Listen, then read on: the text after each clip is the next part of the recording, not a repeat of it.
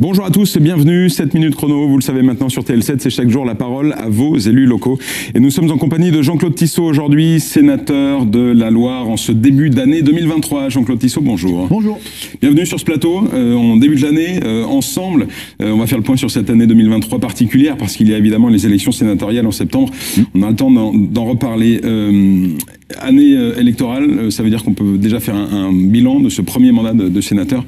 Quel bilan vous faites depuis votre élection le 1er octobre 2017? Alors déjà, le premier bilan, avant de rentrer peut-être dans les thèmes des textes que j'ai pu suivre de plus près au Sénat, le premier bilan, c'est que c'est passé à la vitesse de la lumière. Oui.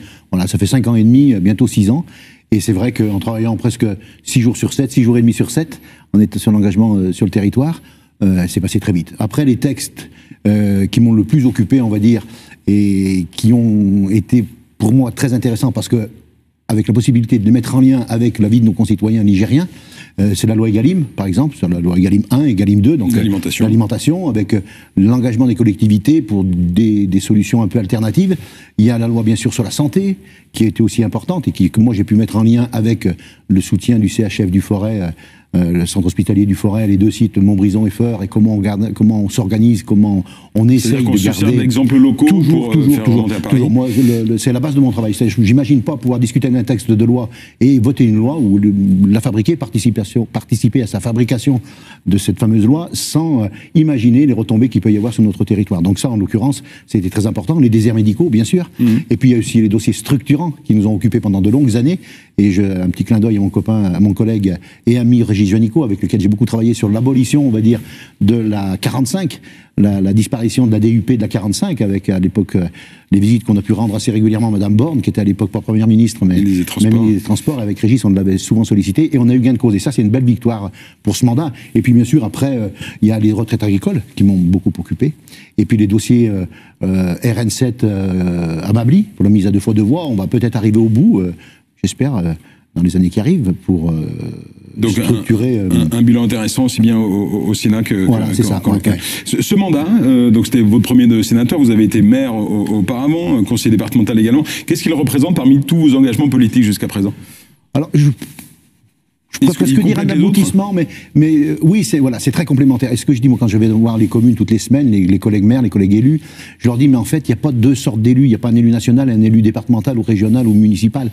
On est vraiment des collègues, des partenaires, et c'est une complémentarité qui fait que ce qui est intéressant de fabriquer la loi. Et il y a quand même une réalité qui s'impose, c'est qu'il y a...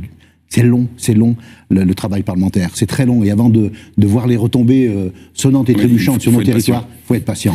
Mandat de crise, évidemment, marqué d'abord par le Covid, et puis la crise énergétique, la crise en Ukraine aujourd'hui.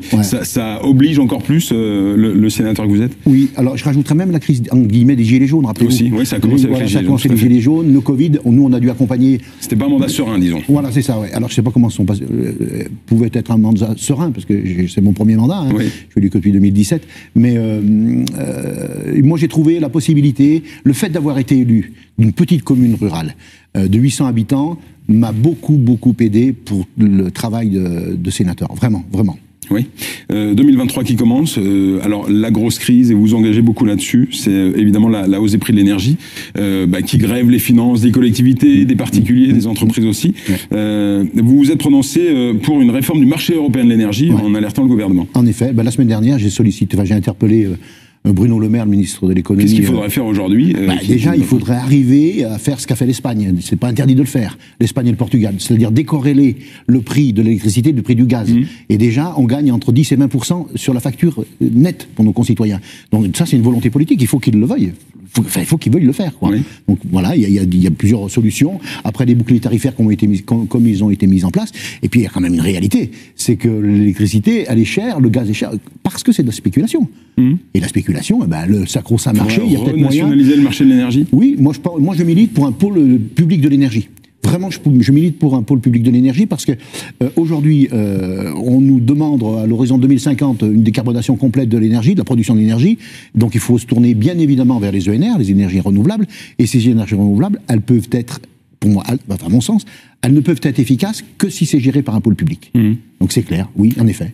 Jean-Claude Tissot, vous faites le tour des vœux en ce moment des communes. Il y a une vraie inquiétude. Alors il y avait une crise de confiance de l'élu au début de votre mandat. Aujourd'hui, l'inquiétude, c'est les finances, évidemment, avec des dotations qui baissent, en tout cas qui ne correspondent pas, des tâches de plus en plus importantes. Comment sentez-vous les élus avec qui vous travaillez aujourd'hui dans le département ? Alors, j'ai fait beaucoup de cérémonies de vœux. Je continue mais aussi en parallèle à visiter les communes. Hier, j'étais à Montarché, donc une des plus petites communes de la Loire. C'est vrai que c'est compliqué, mais ils sont toujours positifs et enthousiastes. Mais c'est quand même incroyable, quoi. Ils essayent de trouver des solutions.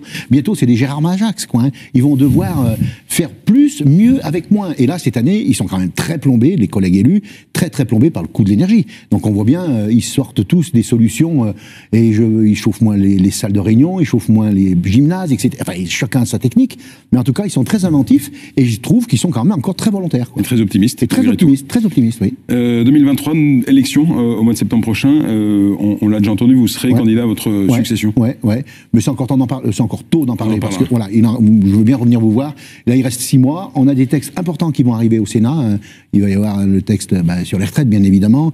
Egalim 3, qui va aussi m'occuper beaucoup. Donc je pense que on a encore 6 mois de travail devant nous avant de parler de campagne électorale. Il nous reste 40 secondes pour parler du Parti Socialiste. Olivier Faure et sa réélection. Agité, mais quand même sa réélection, c'est une satisfaction, vous le souteniez. Je soutenais Olivier Faure, évidemment, donc il a été élu.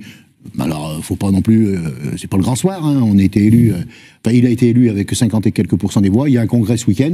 J'espère que il sera validé, donc sa prise de fonction. Et nous, dans la Loire, on a la chance d'avoir des collègues au Parti Socialiste, et on est notre secrétaire, je vais oublier le nom. Secrétaire départemental, donc c'est Yoann César, avec lequel je m'entends très bien, et j'espère qu'il sera reconduit dans sa fonction, ce que je ne doute pas.